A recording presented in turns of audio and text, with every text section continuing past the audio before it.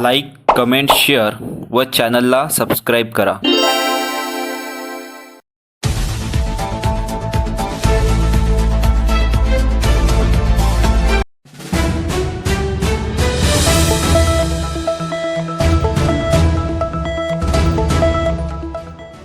सावनेर विधानसभेमध्ये सर्वच उमेदवार प्रचारामध्ये गुंतलेले आहेत, परंतु सावनेर विधानसभेमध्ये चर्चेचा विषय उमेदवार पंकज मनोहर घाटोळे ठरत आहेत. सर्वसामान्य कुटुंबातून येणारे पंकज घाटोळे सावनेरच्या विधानसभेतील कानाकोपऱ्यात सभा, बैठका व रॅलीच्या माध्यमातून दमदारपणे प्रचार करत आहेत. पंकज घाटोळे यांच्या समर्थनार्थ मोठ्या संख्येने युवक व महिला त्यांच्या प्रचारात कार्यात जुंपले आहेत. कडमेश्वर तालुक्यात प्रचार करत असताना पंकज घाटोळे यांच्या समर्थक महिला व युवक समर्थकांसोबत आमच्या प्रतिनिधींनी विशेष चर्चा केली. अपक्ष उमेदवार पंकज घाटोळे यांच्या समर्थनात इथे महिला दिसून येत आहे. महिलांचं समर्थन भरपूर प्रमाणात दिसून येत आहे. त्यांच्याकडून जाणून घेऊया आपण काही प्रतिक्रिया. मॅडम, मला सांगा, पंकज घाटोळे हे अपक्ष उमेदवार आहे. आपण यांचा प्रचार का म्हणून करता?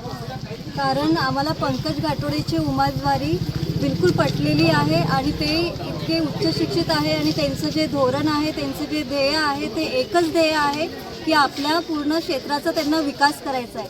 आतापर्यंत 25-30 वर्षापासून आपण हेच बघत आलेलो आहे. विकासाचं फक्त आपण नाव ऐकलं आहे, पण विकास कुठेच आहे नाही.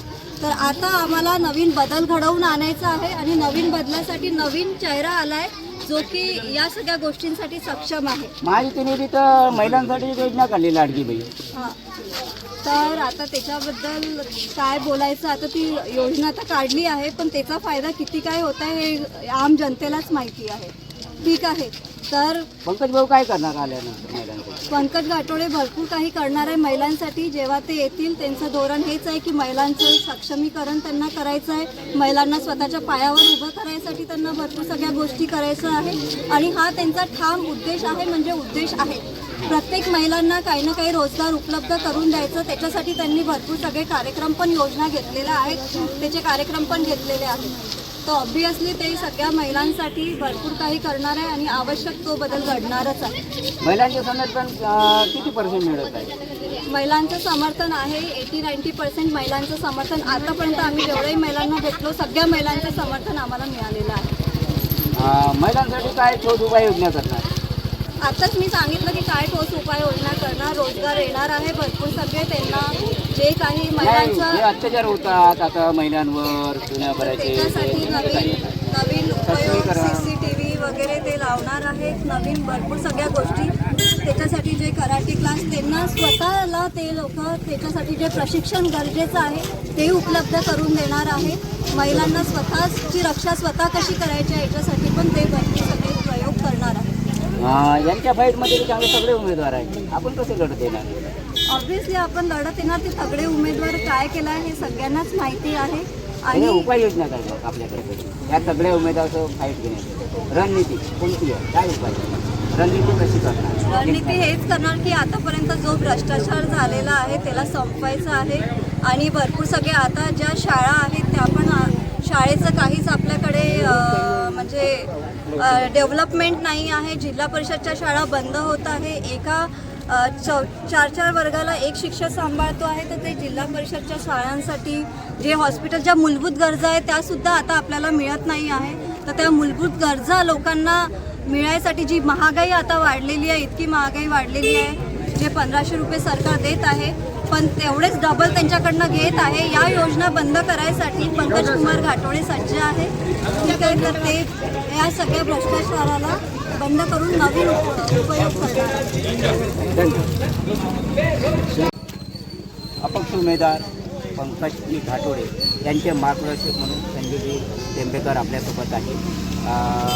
मला सांगा, जे अपक्ष उमेदवार यांना जे समर्थन मिळत आहे आणि त्या समर्थनार्थ आपली प्रचार रॅली सेलूगावमध्ये आहे आणि आपण या आपल्या विरोधामध्ये आज काँग्रेस हे सगळे उमेदवार आहेत आणि अपक्ष उमेदवार आपल्या फाईट कशी देणार? काय रणनीती आहे आपली? माझी रणनीती म्हणजे अशी आहे की पंकजजी घाटोळे शिकलेल्या माणसाच्या डोक्यात ज्या कल्पना येतील अशा अडाण्याच्या डोक्यात कल्पना येणं पहिला मुद्दा. शिकलेला माणूस विकासाची परिभाषा वेगळी सांगतो. म्हणजे शिक्षणाचा माणूस विकासाची परिभाषा म्हणजे कोणती? शिक्षण म्हणजे रोजगार, शिक्षण म्हणजे शाळा, शिक्षण म्हणजे चांगल्या तऱ्हेनं कमी पैशात मोफत उपचार, ही परिभाषा. पण शिक्षण ही परिभाषा सोडली लोकांनी. राजनेत्यांनी असं बी पेरलं की विकास म्हणजे रोड, विकास म्हणजे नाली, विकास म्हणजे रोड नाही, विकास म्हणजे नाली नाही, विकास म्हणजे रोड. जर त्यांचा अर्थ असेल तर हा फार चुकीचा आहे. रोड जर विकास असेल तर तो विकास त्या ठेकेदाराचा, नाली हा विकास त्या ग्रामपंचायतच्या सरपंचाचा. विकासाची परिभाषा बदलली यांनी, ते बी पेरलं गेलं. बूथ मांडण्याचं एक तंत्र त्या गावामध्ये उभं केलं की शिकलेला माणूस कुठल्याही परिस्थितीमध्ये उभा राहू नये, त्यांना खर्च करतात लंब व्हा.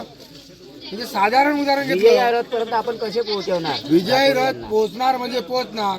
आता जनता सुशिक्षित झालेली आहे, हुशार झालेली आहे. त्या चिवड्यावर, बोटीवर, दारूच्या पव्यावर राहणारी जनता नाही. जनतेला कळतं, आम्ही कळवण्याचा प्रयत्न करतो का शाळा म्हणजे विकास, दवाखाना म्हणजे विकास, रोड म्हणजे विकास नाही. हे समजावून सांगण्याचं काम आम्ही आणि आमचे कार्यकर्ते पटवून सांगते. म्हणूनच यासाठी आम्ही शिकलेले वर्ग तील 10-20 लोक जमा झालो आणि पंकज घाटोळ्याला आम्ही समर्थन दिलं, त्यांना आम्ही उभं केलं. हेच माझं खऱ्या अर्थानं प्राथमिक कर्तव्य. निवडणुकीमध्ये विजयश्रीपर्यंत पोहोचवणार असे यांनी वक्तव्य केलेले आहे. धन्यवाद. असं वाटते की आपल्याला युवकांचे आणि महिलांचे जे समर्थन मिळत आहे, हे असे समर्थन म्हणजे प्रत्येक गावोगावी आहे का? प्रत्येक गावी एवढे समर्थन आहे. कारण आज मी जे काही घोषणापत्र माझं घेऊन आलेलं आहे हे विकासासाठी घेऊन आलेलं आहे. आणि हे जे मुलं ज्या घरातून आले तशाच घराण्यातून मी आलेलो आहे. आणि माझ्यामध्ये ते प्रतिनिधित्व हे सगळे मुलं बघत आहेत, महिला बघत आहेत. त्याच्यामुळे मला भरपूर सारं प्रेम युवकांचं आणि महिलांचं हे मिळतच आहेत. पण वरिष्ठांचं सुद्धा तेवढंच प्रेम मिळत आहे, परंतु ते येऊ शकत नाही. त्याच्यामुळे ते घरी बसून मला प्रेम देत आहे. मला युवकांचं आणि महिलांचं जे काही प्रेम मिळत आहे मी त्याच्याबद्दल त्यांचे खूप खूप खूप आभारी आहे. आखरी सर्व मतदारांना आपला काय संदेश? मतदारांना माझा हाच संदेश आहे की हे जे वर्ष आहे हे परिवर्तनाचे वर्ष आहे. जर तुमच्याकडे आज परिवर्तनाची संधी आली आहे तर तुम्ही ते परिवर्तन करा. येणाऱ्या काळामध्ये फक्त विकून जाऊ नका. आज जर तुम्ही विकल्या गेले तर पुढले 5 वर्ष ही तसेच राहाल. पण आज जर परिवर्तन यात्रेमध्ये तुम्ही समोर आले तर नक्की तुमचा विकास झाल्याशिवाय राहणार नाही. हे डिसिजन तुमचे आहे आणि तुम्ही